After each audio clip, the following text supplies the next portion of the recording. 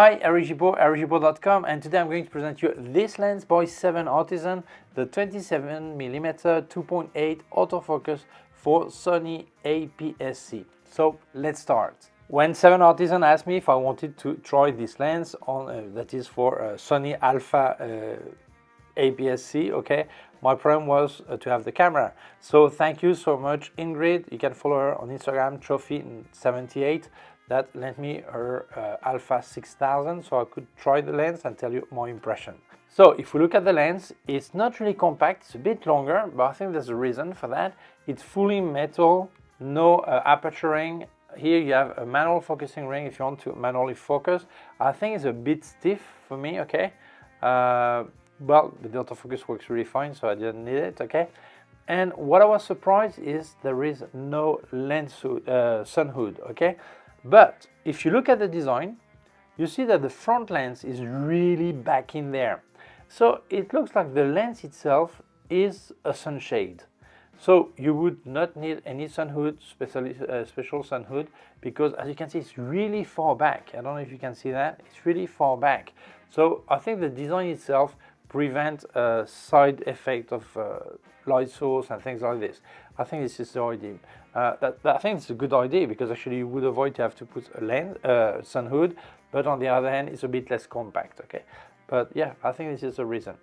And the build is fully metal, really nice, great quality. So let's look at the technical details. 27mm focal length, which is equivalent in full frame of 40.5, 41mm, okay? It covers 55 degrees angle. The build is 6 elements in 5 groups, and the iris is 6 blades.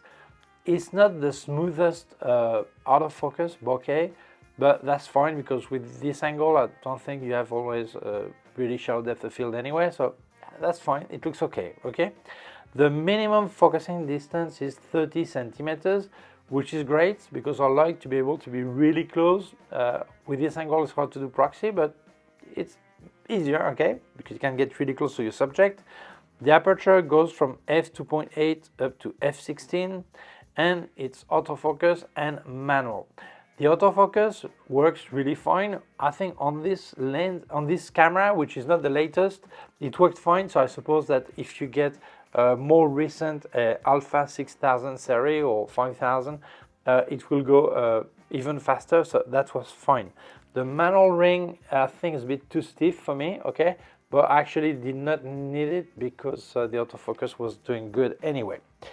If we look at the size, the filter thread is 52mm diameter, and the size of the lens is 64mm diameter, yeah, the outside, okay, and 48mm long, which is not too compact, but if you take into account that you don't need a shade because sunshade, because it's actually the design makes it, that's okay. The weight is 173 grams, and that's logical. It's not too light. It's not very heavy either, okay? But it's not too light because it's fully metal. But what's important is not just the way it looks and the aspect of the lens and the great build, it's also the optical quality. So now let's look at the targets to see the chart I'm using to give my conclusion about the optical quality on chart, okay? So 2.8, let's have a look. We see some vignetting, there's a slight distortion. Yeah, there is, but not massive, okay? Okay, let's look at the center. Not bad, a bit of chromatic aberration, corner. Oh, I'm surprised, that's not that bad. And yeah, that's not bad at all.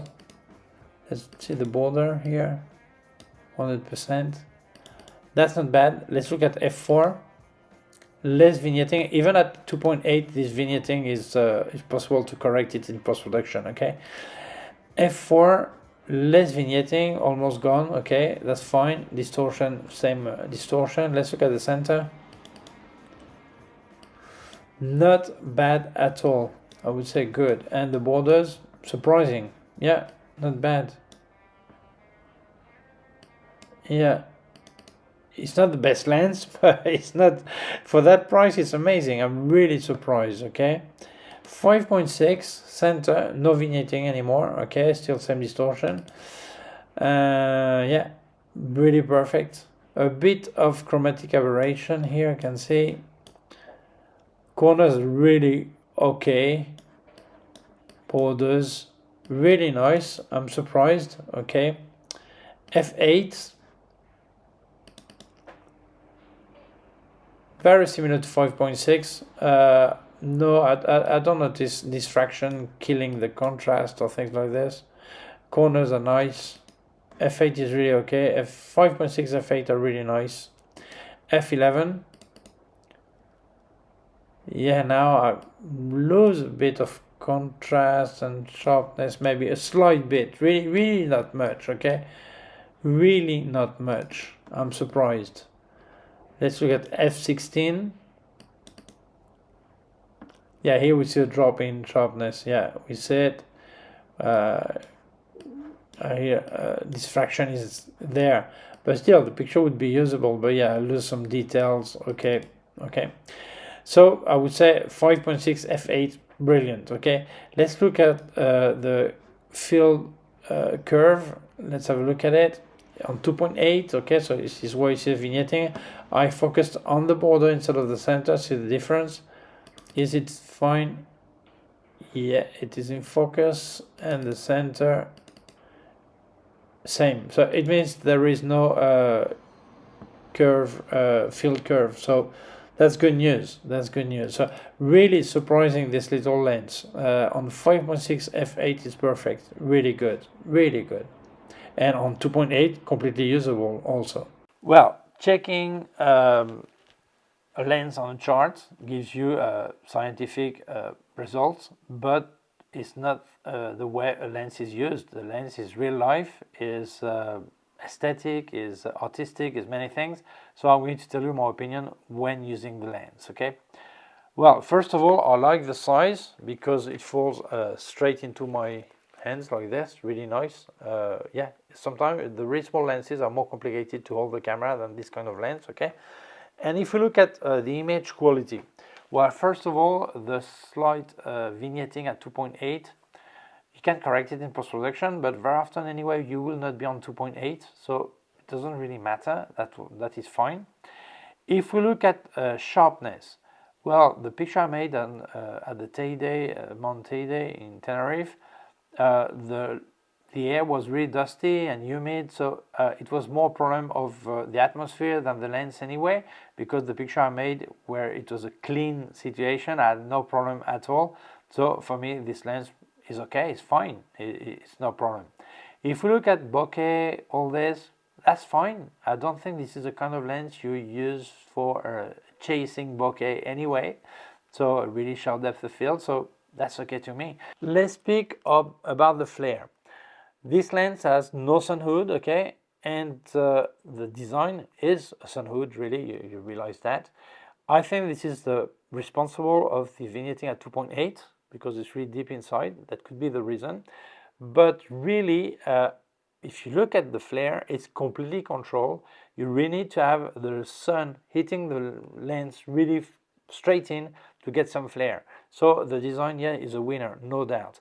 So unless you really love flare and you want flare on every picture, that's maybe in this case not the lens for you, but otherwise you don't have to worry. You will have a drop of contrast when you point at the sun, but that will happen with any lens. So yeah, great design for controlling the flare, really good.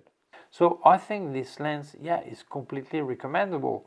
Many people think that maybe 40mm equivalent is not the focal length they actually need, but sometimes they would like to have it, but they don't want to spend a fortune on a lens. So this is where 7Artisans enters with a great relation, money, value for money, I would say. So really good. So I think it's completely recommendable. Good quality, great build, autofocus works fine, so it's really good. So yeah, if you don't want to spend too much and still have some quality, this is the lens to go for. So my conclusion, well, I'm surprised in the good way because I think not just this lens and this brand is, there are more and more lenses that come from China. Before we're getting manual lenses only, and many have showed that the image quality was really good, optical quality was every time better. And now they're with autofocus. It's not new, there are more and more autofocus, but yeah, before it was no autofocus available, now there are. And I think the value for money is just stunning. A few years ago, you could not think of this. To have an affordable camera like this Alpha 6000, you can find secondhand.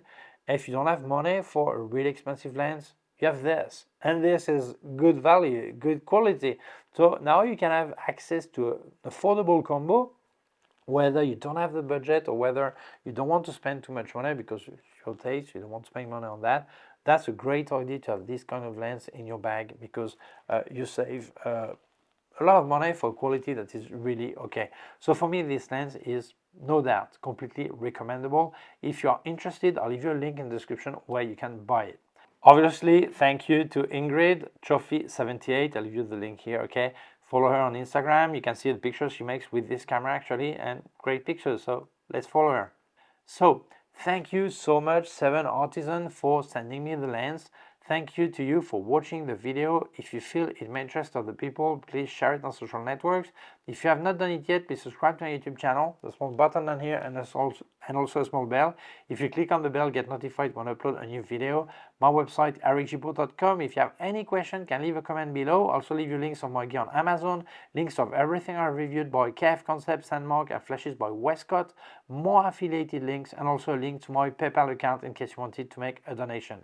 Thank you very much. Please take care of yourself and see you soon. Bye.